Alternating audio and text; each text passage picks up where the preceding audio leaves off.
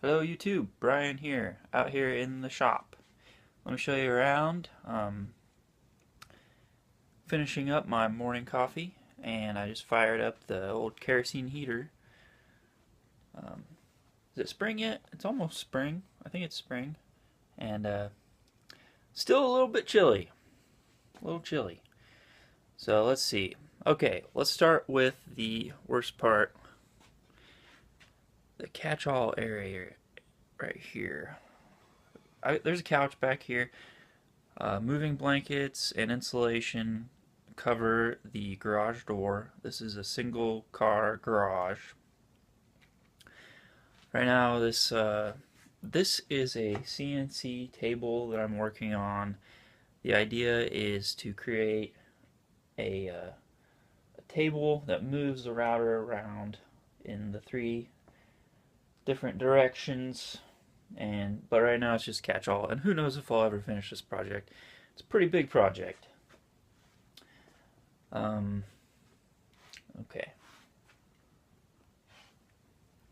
Put that down. Okay. Along the wall you see all the templates that I use. Everything right now I cut out by hand, and I attach a guide template to it, and then I take it over to the router table and use a flush trim bit, and it cleans up the piece and makes every piece identical. So that's good for making these simple banjo kits. Belt sander, bandsaw. I'd really like to have a larger bandsaw, but this has worked. Definitely my next upgrade will be a large bandsaw. Belt sander, worth its weight in gold. Giant belt sander, really good to have. Summit lathe. This is where I turn the banjo rims for the nicer banjos, not the kits, but like the white ladies and stuff like that. I'll talk about this lathe more in another video.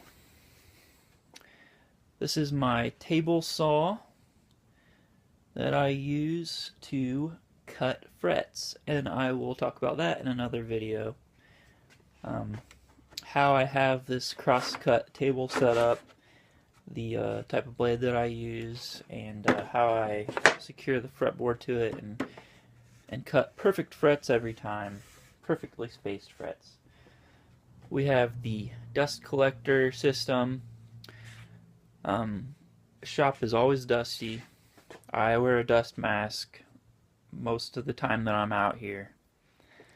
And the dust collector, I basically use it like a shop vac because I don't know, there's just so much that goes into getting a good dust collection system set up in your shop, and I just haven't done it yet. But it's good to have. I use it for some tools when I can. Tools with attachments like routers and stuff.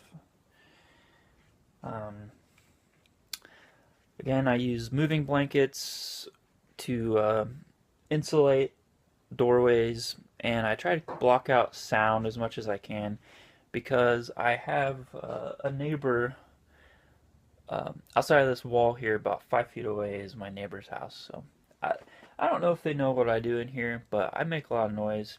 I haven't had any complaints yet. We've been in this house. We bought this house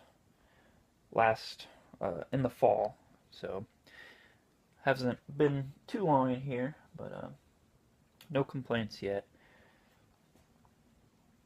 Okay, router table. Oh yeah, and I use this fan to blow the warm air from the kerosene heater, and this whole area will just really heat up. Kerosene heater is great. My first router table, this is the one that I use the flush trim bit and clean up pieces on this. Drill press, nothing to write home about. And you can see on the wall I keep all my little hand tools and supplies. Turn this light on. My second router table is where I do a lot of roundovers, Um, I like to have dedicated tables for bits, dedicated routers, because it takes a lot of time out of the process if you're switching your bits constantly.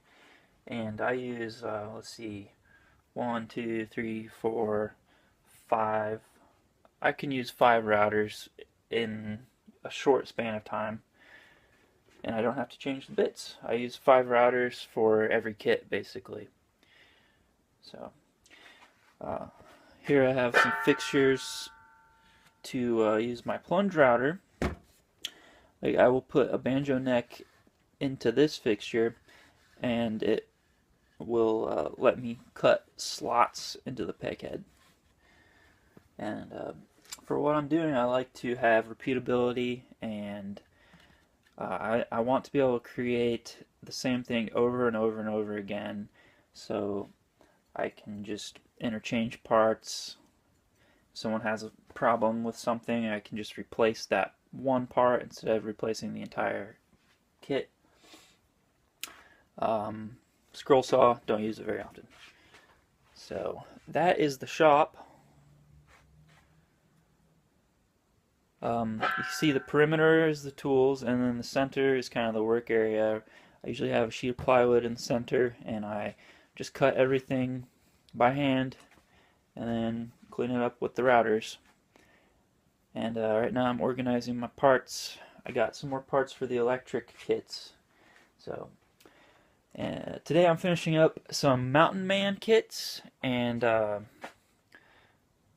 I'm going to I'll make another video where I show you my Mountain Man kit. You go back a couple videos, you can see me playing one. It's one of the simple mountain banjos, and right now I'm pushing to get these into music stores. It's sales is hard. I do 99% of my sales through my website, and now I'm trying to kind of like branch out a little bit, talk to music stores directly, and it's hard.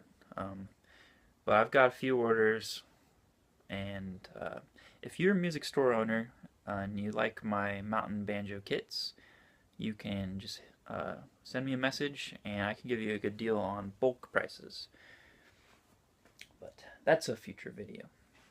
Alright, thanks for watching.